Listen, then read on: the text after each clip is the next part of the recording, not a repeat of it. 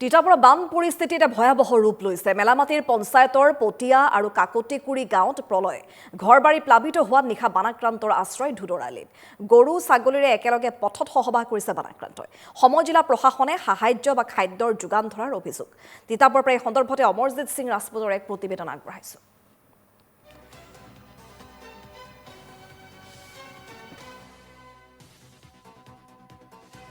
হয় চাওক, আমি তিতাবৰৰ বিভিন্ন প্ৰান্তৰ দিনৰ ভাগৰ দৃশ্য দেখুৱাইছিলোঁ। দিনত কেনেধৰণৰ আচলতে বাঢ়নী পানীয়ে কেইবাখনো গাঁও বুৰাই নিছিলে, তিতাবৰ নগৰ বুৰাই নিছিলে। আমি এতিয়া ৰাতিৰ দৃশ্য দেখাবলৈ আহিছোঁ আৰু এই মুহূৰ্তত উপস্থিত হৈ আছোঁ তিতাবৰৰ মেলামাটি কাকতিকুৰি আৰু পটিয়া দুটা অঞ্চলৰ বহু পৰিয়ালে ঐতিহাসিক ধুদৰালিৰ কাষত এতিয়া আশ্ৰয় শিবিৰ প্ৰস্তুত কৰি তেখেতলোকে থাকিবলগীয়া হৈছে। পৰিৱেশটো সতীৰ্থৰ জৰিয়তে দেখুৱাইছে। পোনে পোনে কথা পাতিবলৈ চেষ্টা কৰিম যে ঘৰত পানী সোমাইছে।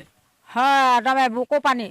কালি একদম 9টা বজাত ছাগলী 4টা আছিলে, ল'ৰাটোৱে এবুকু পানীত পাৰ কৰি আনিছে। তাৰপিছত মোৰ ভাইটোৰ ঘৰত পানী সোমোৱা নাছিলে, ভাইটোৰ ঘৰত কালি ৰাতিটো সটালোঁ। সদায় আকৌ ছাগলীকেইটা ৰাস্তালৈ উলিয়াই পেলাই আনি তাৰপৰা মই পঞ্চায়ত গ'লোঁ। পঞ্চায়তৰ মেম্বাৰ আহিলে, গাঁওবুঢ়া আহিলে, আহি পেলানি আকৌ এই সভানেত্ৰী আহিলে, লিষ্টত নাম ভৰাই পেলানি তাৰপিছতে মই আকৌ ঘৰলৈ গুচি আহিলোঁ। এতিয়া আপোনালোকৰ সমস্যা কেনেকুৱা ধৰণৰ হৈছে? সমস্যা মানে বহুত বেয়া সমস্যা, বহুত সমস্যা মানে বেয়া মানে আৰু এতিয়া ঘৰলৈ যাব পৰা নাইকিয়া, একো এটা উলিয়াব পৰা নাইকিয়া, একো এটা খাবলৈ পোৱা নাইকিয়া। লঘণে আছোঁ দিনটো, গম পাইছে নাইকিয়া। এতিয়া তিতাবৰ প্ৰশাসনৰ তৰফৰ পৰা কিবা কৰিছে নেকি? নাই কৰা, একো কোৱা নাইকিয়া। তাৰপিছতে পঞ্চায়তত বিস্কুটৰ পেকেট এটা পানীয়ে বটলে দিলে খাবলৈ, তাৰপিছতে একো ব্যৱস্থা লোৱা নাইকিয়া। দিনটো ভোকতে আছোঁ। খাই আছোঁ পানীয়ে বটলে সৈতে, একো খাবলৈ পোৱা নাইকিয়া, ব্যৱস্থা কৰা নাই। সেইকাৰণে আমি মমালৈ অনুৰোধ কৰিছোঁ, মমায়ে অকণমান সহায় কৰক। দুৰ্ভাগ্যজনক কথা, তিতাবৰ সময় জিলা প্ৰশাসনে ইতিমধ্যে যিসকল বানাক্ৰান্ত লোক তেখেতলোকৰ কাৰণে খোৱা বোৱাৰ ব্যৱস্থা কৰা হৈছিলে, তেখেতলোকৰ কাৰণে যি সাহায্যৰ ব্যৱস্থা কৰা হৈছিলে, কিন্তু এইসকল লোকে সেই সাহায্যসমূহ লাভ কৰা নাই বুলি ইতিমধ্যে কৈছে তেখেতলোকে। কিয়নো ইয়াতে কেইবাটাও পৰিয়ালৰ লোক আছে, এইদৰে এতিয়া ৰাস্তাৰ কাষতে, মই প্ৰথমে ধুদুৱাইটো দেখুৱাবলৈ চেষ্টা কৰিম। এইদৰে এতিয়া ৰাস্তাত সকলো ওলাই আহিছে, গৰু ছাগলী ম'হ মানুহ একেলগে আছে এই ৰাস্তাত। কাৰণ তেখেতলোকৰ যি ঘৰ, সেই ঘৰখন পানীৰে বুৰাই পেলালে আৰু পানীয়ে বুৰাই পেলোৱা ঘৰখনত থাকিব নোৱাৰা হৈছে, আৰু যাৰ ফলতে এতিয়া ধুদৰালিৰ কাষতে তেখেতলোকে নিৰাপদ স্থান হিচাপে নিৰ্বাচিত কৰি তাতেই আশ্ৰয় শিবিৰ প্ৰস্তুত কৰি আছে। খুব দুৰ্ভাগ্যজনক কথা। এগৰাকী মহিলাই ক'লে যে প্ৰশাসনৰ তৰফৰ পৰা কিন্তু খোৱা বোৱাৰ কোনো ব্যৱস্থা গ্ৰহণ কৰা নাই বুলি কৈছে। মাত্ৰ দুপৰীয়া এটা বিস্কুটৰ পেকেট আৰু পানী গিলাচ খাই আছে। কি ক'ব?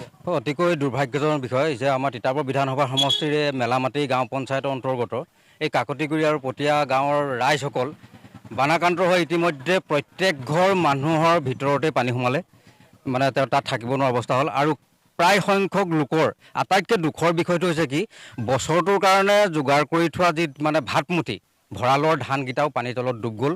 গতিকে এই বিষয়টোৰ ওপৰত এতিয়া যেনেকৈ আপোনালোকৰ বানাক্ৰান্ত ৰাইজে ক'লে যে বিস্কুট এপেকেট আৰু পানী এবটল দিছে, এইটো সঁচাকৈ এটা দুৰ্ভাগ্যজনক বিষয়। এপেকেট বিস্কুট বা এবটল পানীয়ে 24 ঘণ্টা পাৰ কৰিব নোৱাৰে, এজন ব্যক্তি তেনেস্থলত এটা পৰিয়ালে কেনেকৈ পাৰিব।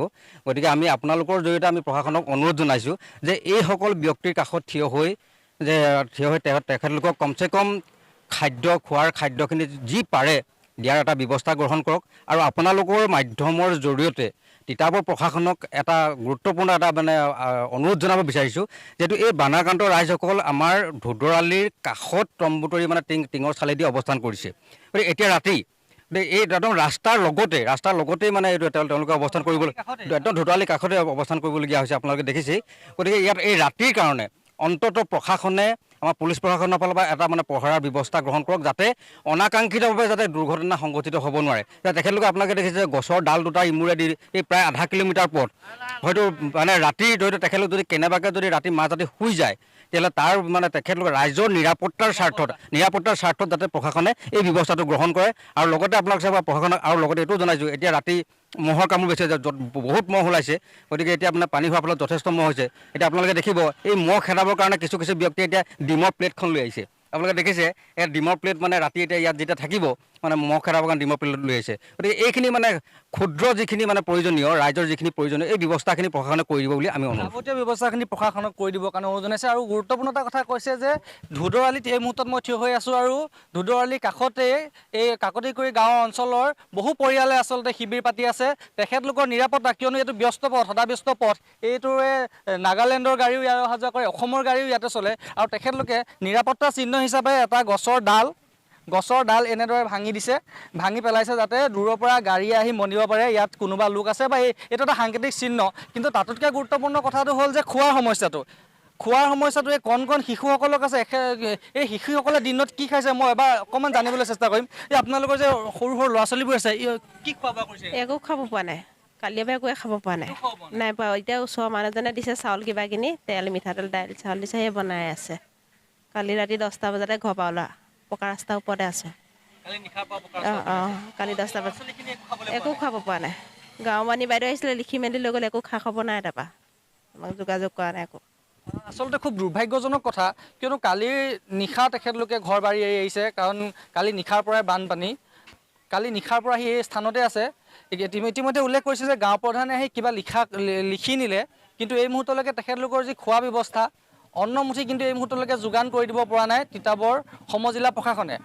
আৰু যাক লৈ প্ৰশ্ন উত্থাপন হ'ব, কিয়নো সমজিলা প্ৰশাসনে কিছু সময়ৰ আগতে আমি দেখিছিলোঁ, আমি বাতৰি পৰিৱেশন কৰিছিলোঁ যে যিকোনো পৰ্যায়ৰ সহায় সহযোগৰ বাবে হেল্পলাইন নাম্বাৰ মুকলি কৰিছে 3টাকৈ, কিন্তু তাৰপিছতো গাঁও প্ৰধানগৰাকী আহিলে, তাৰপিছতো এতিয়া তেখেতলোকৰ খোৱা বোৱাৰ ব্যৱস্থাটো যোগান ধৰিব পৰা নাই। এইটো এটা খুব দুৰ্ভাগ্যজনক কথা। আৰু এটা কথা উল্লেখ কৰিছে যে এতিয়া বাৰিষাৰ সময়, মহৰ সময়, এতিয়া বানপানী হৈছে, মহ ওলাব আৰু মহৰ কামোৰৰ ফলত হয়তো যিকোনো ধৰণৰ ৰোগ হ'ব পাৰে। আৰু সেই তাক লৈ নিৰাপত্তাৰ ব্যৱস্থাটোৰ কাৰণে এগৰাকী সচেতন লোকে অনুৰোধ জনাইছে যে সদ্যহতে মানুহখিনি থকা সময়ছোৱাত আচলতে মহৰ পৰা পৰিত্ৰাণ পাবলৈ কিবা এটা ব্যৱস্থা কৰিব লাগে বুলি কৈছে। মহ, খাদ্য আৰু দ্বিতীয় কথাটো হ'ল নিৰাপত্তা, কাৰণ ৰাস্তাৰ কাষতে তেখেতলোকে শিবিৰ পাতি অৱস্থান কৰিছে আৰু এই ৰাস্তাটোৱেদি অসম নাগালেণ্ড দুয়োখন ৰাজ্যৰে গাড়ী চলাচল কৰে। আৰু এই ৰাইজৰ এইসকল লোকৰ এই বানপীড়িতৰ আচলতে নিৰাপত্তা সুনিশ্চিত